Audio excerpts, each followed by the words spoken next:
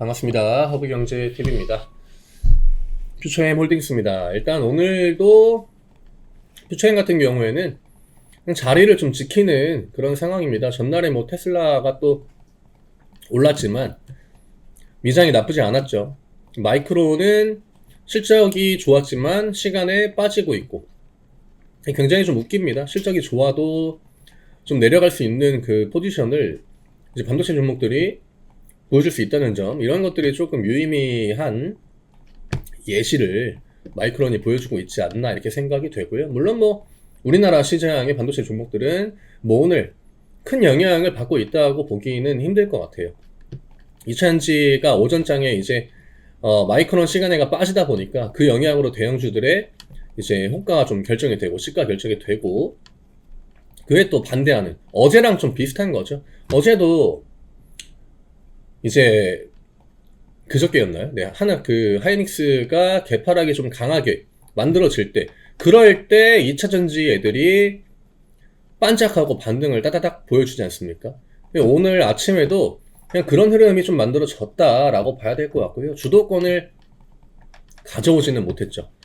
답답한 상황들이 이어지고 있는데, 뭐 알게 모르게 위에서 버티고 있는 종목들, 뭐 중간에서 버티고 있는 종목들, 퓨처엠처럼 전저점에 내려와가지고 버팅기고 있는 종목들, 물론 대부분의 종목들이 다 이 포지션에 있습니다. 다 이 포지션에 있지만 그나마 좀 이런 데서 버티던 종목들도 이제는 대부분 다 요 영역까지 내려왔고요. 지금 제가 다른 영상에서도 코멘트를 드리긴 했는데, 뭐 어차피 일정 같은 걸로 좀 기대할 수 있는 부분도 없고, 테슬라가 올라간다고 올라가는 것도 아니고, 실적에 대한 기대감으로 올랐을 거면은 진작에 올라갔어야 되는 거고, 그러니까 이런저런 기대할 수 있는 부분들이 다 지금 깨진 상황이거든요. 여기에서 제가 일단은 좀 지켜봐야 되는, 이거는 뭐 이차전지 뿐만이 아니라 모든 업종들에 대해서 일단 상반기 하반기 넘어갈 때 보통 분기가 넘어가거나 달이 넘어가거나 아니면 해가 넘어가거나 그럴 때 대부분 시장 방향이 명확하게 바뀌는 경우가 많습니다. 지금 코스피가 좀 쉬고 코스닥이 올라가려면 어쨌든 반도체 쪽에 일부 이제 뭐 우려감이나 혹은 뭐 조정이나 이런 게 나올 때 코스닥이 반등을 보여주는 것, 아니면 다 같이 올라가는 시장이 만들어지는 것. 아무래도 확률적으로 다 같이 올라가는 시장이 만들어지는 게 정말 좀 극히 드물기 때문에 개인적으로 마이크론과 같은 패턴들이 이후에 반도체 종목들에서 조금 더 나와준다라고 하면 시장에 밖으로 이제 나오는 자금들이 있을 거 아닙니까? 이 종목들이 결국 상반기 하반기 넘어가는 시점에 이제 외국인 기관들 입장에서 다른 포트폴리오를 좀 구성하는, 혹은 포트폴리오의 일부 변화를 가져가는 이런 것들, 이게 나와줄 때 2차전지가 반등이 나와준다라고 하면은, 그러면은 그래도 그 움직임이 뭐 한 달, 두 달 정도는 좀 이어지지 않을까 이렇게 좀 보여지고요. 그게 아니고는 뭐 PCE 발표, 근데 PCE도 물가지표이기 때문에 결국 이런 것들은 2차전지에는 크게 영향을 주진 않죠. 네, 금리 때문에 올라갈 거였으면은 2차전지가 뭐 진작에 올라갔어야 되는 거고, 지금도 우상향을 보여줘야 되는 건데, 아무래도 그거와 연관해가지고 2차전지가 막 명확하게 움직임을 가져가지는 않고 있기 때문에 지금은 일단 좀 기다려 봐야 되는 포지션, 여전히 좀 유효하다라고 생각을 합니다. 이제 지금 목요일이고 내일 지나고 나면은 이제는 7월달로 바로 넘어갑니다. 하반기로 넘어간다라고 하는 거죠. 그러면 하반기가 시작이 될 때, 그때 업종 구도가 그래도 2차전지 쪽으로 뭐 외국인이든 기관이든 좀이라도 돈을 좀 유입시키는 그런 포트폴리오가 만들어진다고 하면은, 그러면 이제는 다시 한번 좀 반등 쪽에 무기를 두고 우리가 볼 수도 있지 않을까. 물론 그 확률도 그렇게 뭐 높다라고 생각은 하지 않습니다.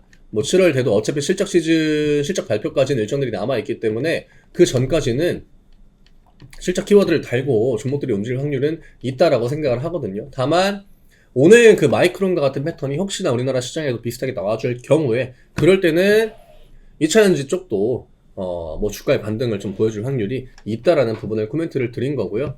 포홀 같은 경우에는 지금 여전히 최강 쪽의 영향을 좀 받고 있다라고 봐야 될 것 같아요. 현대제철, 동국제강도 저점을 깼고, 지금 포홀이랑 동국제강 차트가 거의 비슷하죠. 아무래도 최강 쪽이 지금 안 좋은 얘기가 계속적으로 나와주고, 리포트 부분들을 좀 보면은 막 그렇게 좋은 리포트가 나오진 않습니다. 명확하게 그 철강 업황 자체가 좀 악화 사이클을 타고 있기 때문에 철강 쪽으로는 좀 프리미엄을 받기가 어렵고 오히려 마이너스 요소가 되고 있기 때문에 포홀이 다른 종목들보다 조금은 더 주가적인 약세를 보이고 있다는 거. 36만원을 오늘 찍는 구간이고 퓨처인 같은 경우에는 25만원 영역 전날 가격을 그대로 지켜주고 있기 때문에 포홀도 계속적으로 라운드 피겨 가격이 닿을 때마다 브레이크가 걸리는지 여부 좀 체크해 봐야 될 것 같고요.